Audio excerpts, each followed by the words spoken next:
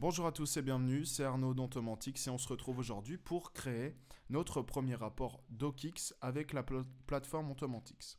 Donc avant d'aller sur la plateforme, on va venir créer notre modèle Word qui sera chargé automatiquement avec les données issues de la plateforme Ontomantix. Donc l'idée aujourd'hui c'est de faire quelque chose de très simple, une fiche de contact avec trois notions, le nom, le prénom et le mail. Donc directement j'emboîte le pas. On va pas s'embêter à mettre ces infos dans un tableau. Donc nom, prénom et mail. Ici, vous avez un texte statique, comme habituellement dans Word. Ce qui va être plus important à comprendre, c'est comment charger des données dynamiquement. Alors pour cela, la plateforme s'appuie sur les champs Fusion présents dans Word.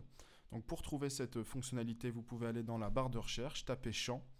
Et dans l'action explorer les composants QuickPart, vous avez ici cette notion de champ.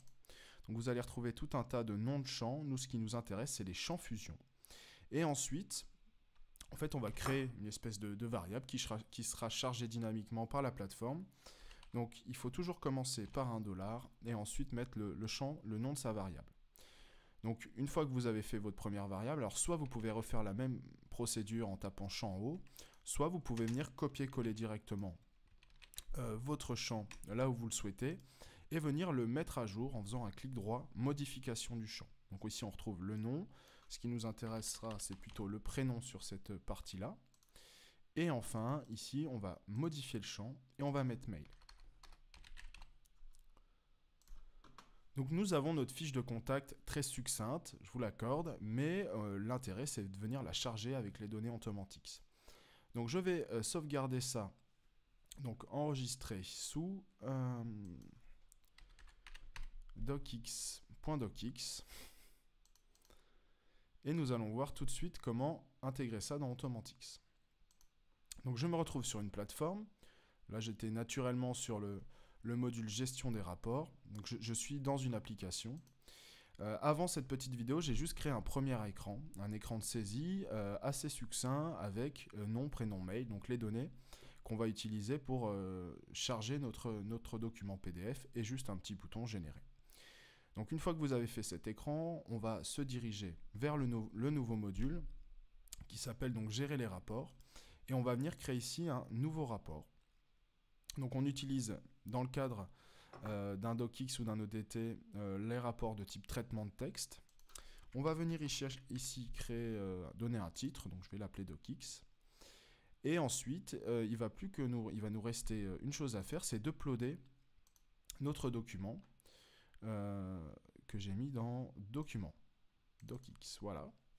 Donc, j'avais juste avant décoché une fonctionnalité qui me permet de pré-câbler en fait à des variables mes différents champs. Ici, j'en ai pas besoin puisque je vais les câbler directement sur des contrôles. Donc, pour gagner du temps, j'ai décoché cette petite fonctionnalité qui est par ailleurs très très efficace dans des générations plus complexes. Donc ici, je retrouve mes différents champs et il va me suffire maintenant de les câbler dans cet exemple sur la saisie d'un contrôle.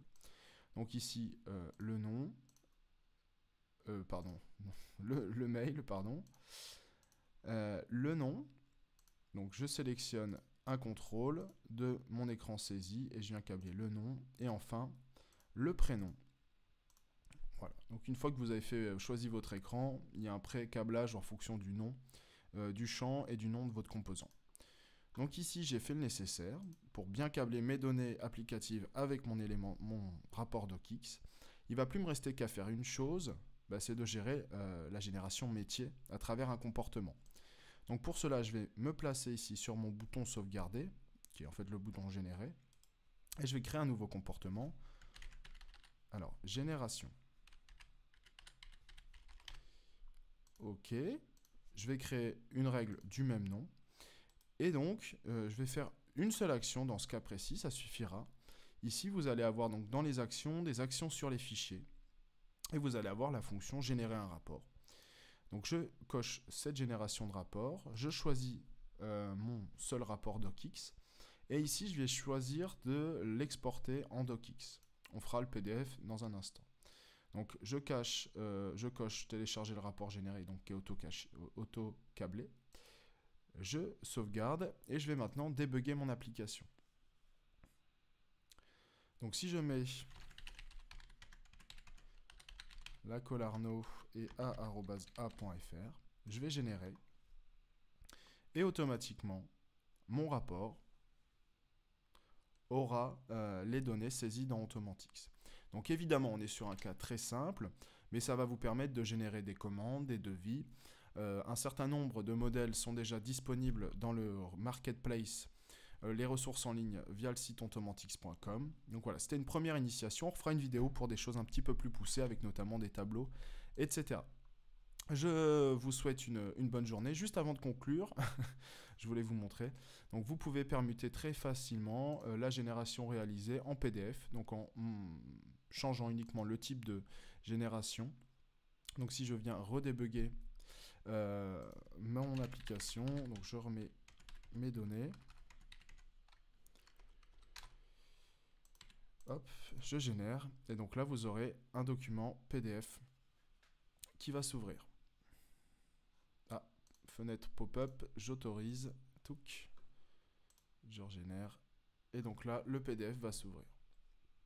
Donc voilà pour cette première vidéo de génération de rapports, qui en appellera d'autres. Je vous souhaite une bonne journée. Si vous avez des questions, n'hésitez pas à aller en commentaire pour dialoguer avec nous, et si vous avez vraiment envie d'approfondir ce module, vous pouvez aller sur la doc d'Automantix.com. Je vous souhaite une bonne journée et à très vite sur Automantix.